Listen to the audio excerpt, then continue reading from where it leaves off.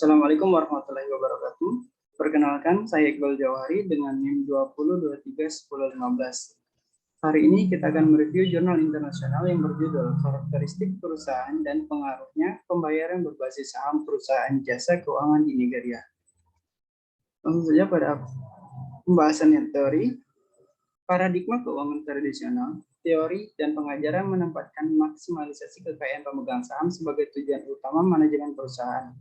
Maksimalisasi kekayaan pemegang saham sebagai fungsi manajemen merupakan fungsi kritis yang membutuhkan langkah-langkah taktis dan strategis untuk mencapainya. Pembayaran berbasis saham yang dikeluarkan oleh Dewan Standar Akuntansi Internasional diatur oleh Standar Pelaporan Keuangan Internasional. Standar ini membahas rencana pembayaran dan kompensasi yang semakin diterima dan diadopsi. Penghargaan pembayaran berbasis saham merupakan komponen integral dari paket kompensasi total. Dengan demikian, mereka menyimpulkan bahwa entitas harus mengakui beban untuk pembayaran berbasis saham, seperti halnya untuk kompensasi tunai. Kasus yang dibahas dalam penelitian ini yaitu studi empiris tentang pembayaran berbasis saham dilakukan dengan diskusi mengenai peran dan motivasi penggunaan dan efek pembayaran berbasis saham. Namun, ada studi terbatas signifikansi yang dapat dikutip yang memiliki kematian dengan faktor-faktor perusahaan yang menentukan pembayaran berbasis saham. Tidak banyak fokus yang dilakukan pada faktor-faktor penentu pembayaran berbasis saham, terutama ketika mengetahui tentang pengaruh karakteristik perusahaan terhadap implementasi rencana tersebut. Studi yang ada telah gagal untuk menyimpulkan faktor-faktor yang menentukan pembayaran berbasis saham dan arah kausalitas. Pentingnya melihat faktor penentu adalah bahwa hal itu menunjukkan kepada pengguna termasuk pemilik dan manajer cara pembayaran berbasis saham digunakan sebagai alat yang efisien untuk motivasi dan pemantauan. Menarik untuk menyelidiki bagaimana karakteristik perusahaan dikaitkan dengan pembayaran berbasis saham.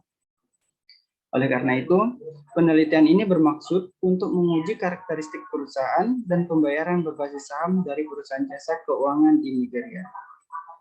Objek penelitian, kami menganalisis 5 bank komersial dan 5 perusahaan asuransi yang dikutip di lantai Bursa Efek Nigeria. Dataset yang digunakan dalam penelitian ini dihasilkan dari buku fakta Bursa Efek Nigeria dan laporan keuangan dan laporan akun perusahaan keuangan yang dikutip di Nigeria.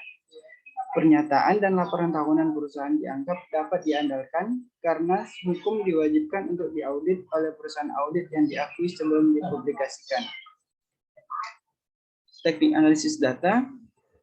Teknik pengambilan sampel yang digunakan adalah convenience sampling. Karena sifat data adalah panel, oleh karena itu, regresi gabungan, uji efek tetap, dan acak dijalankan. Hasil efek acak difokuskan setelah menerapkan uji Hausman. Struktur data panel memungkinkan kami untuk mempertimbangkan heterogenitas yang tidak dapat diamati dan konstan, yaitu fitur spesifik dari setiap perusahaan yang dikutip. Peneliti menggunakan model regresi Follett Ordinary Least Square atau OLS, Fixed Effect, dan Random Effect untuk menguji berbagai hipotesis. Teknik Follett OLS, aggregation populer dalam studi keuangan karena kemudahan aplikasi dan presisi dalam prediksi. Hasil penelitian. Dari hasil penelitian, efek gabungan hanya bisa menjelaskan variasi 22,1% pada variabel dependen. Semua variabel bebas secara statistik tidak signifikan.